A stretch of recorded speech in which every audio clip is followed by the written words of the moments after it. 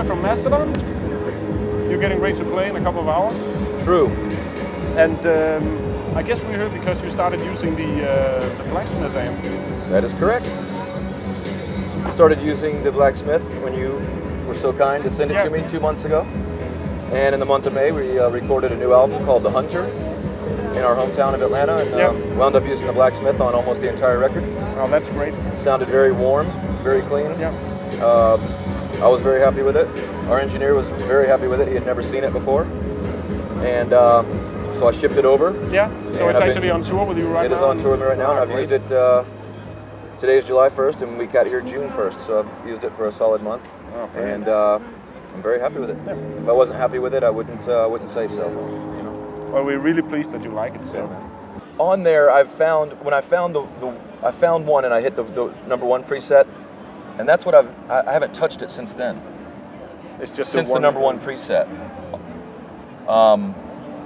And while recording, Mike, who was recording us, he was very happy with that one tone. So honestly, I haven't experimented as much as I probably should have with the amp. I've got this one tone on there that everybody loved, especially me, and I haven't really messed with it since. I guess it's for most bass players. It obviously seems very, very versatile. Yeah. But only doing the one record with the one preset and then touring every night live with the same one. I really haven't been too adventurous on exploring everything it's got to offer, honestly. But I mean, but you use a couple of pedals as well to get some different tones? Yeah, my old, the standard, I use a tall Russian Renin cuff distortion and an old Big Muff. Ah, cool. And, mixing that with the clean. Yeah. So you mix the clean with the Well, when I go distorted, I've always got the Blacksmith clean, always. Okay. So you can kind of ride the front of house guys. It gives them a nice blend of both. Yeah. So you can hear what's going on even when it's really heavy. Yeah. So what can we expect from the new album? The new album, you can expect absolute rubbish. No, it's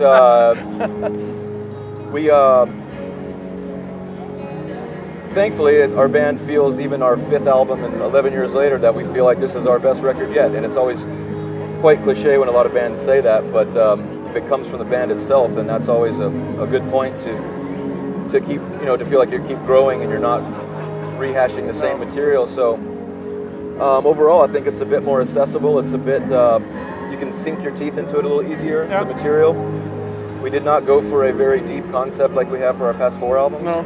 So lyrically, it's kind of all over the place. But I feel it's a very cohesive, down-to-earth rock and roll album, and from in our world. Yeah. When will it be out? It's scheduled to come out at the end of September at the moment, so really not too long. long. I remember. I mean, I've been listening to you guys for a long time now, and listening to like Leviathan and Blood Mountain, and then when Crack the Sky came out, I was like, whoa, what happened between those? Because you guys changed styles radically, at least as far as I can tell. A couple of things, I guess. First and foremost, several years had gone by between each album cycle. A lot of things had happened within our band over those couple of years, and we tried really focusing on the art of songcraft more so than we've ever had before, tying in these influences both musically and personally that had gone on within our band, and it just became more deeper and in our eyes more. It was some parts were heavier and some parts were more beautiful and some parts were more spacious, and just continuing to evolve musically, and just kind of really tying into some deeper stuff, and the end result, it came out kind of a personal, beautiful, in our opinion, type way. So, and focusing on more melody is always a good thing, and we had never really paid attention to vocal melodies that much before Crack the Sky. No. And same thing with our new record, The Hunter. We constantly tried finding better melodies vocally to match the music itself, and really create a more wholesome song, therefore creating a more wholesome collection, a solid piece of art. And I think it's sometimes a misconception that it can be melodic if it's heavy. I mean, it can be very melodic and it can be very heavy at the same time. Thankfully, it took us a long time to figure it out, but you can find melodic, catchy, cleaner vocals over aggressive music. Yeah. It can be done, but it just took us quite a while to figure that out.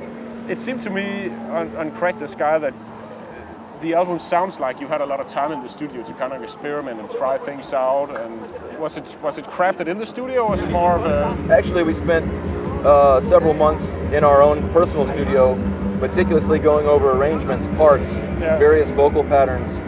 So when we got into the studio, we knew exactly what we wanted to do, because studio time is very expensive. I think we spent 4 weeks recording it and 2 weeks mixing it. Wow, that's fast. Same thing with our new record. We spent 5 weeks total recording it. That's really fast. So you must have practiced a lot beforehand. Yeah, we try to be as prepared as possible. Yeah.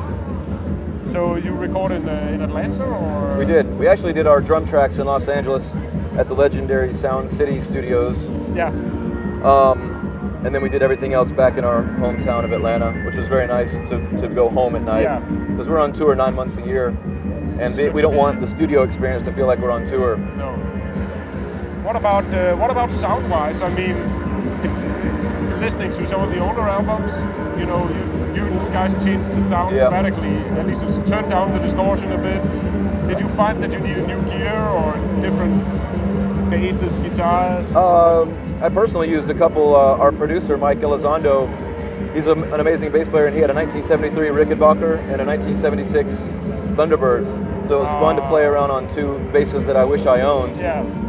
But other than that, I just used a Warwick that I recently required, and I used my standard Fender P bass that I've used a lot. And a few songs I ran dirty through an old Marshall guitar amp, and the rest of the material I used the Blacksmith. Great.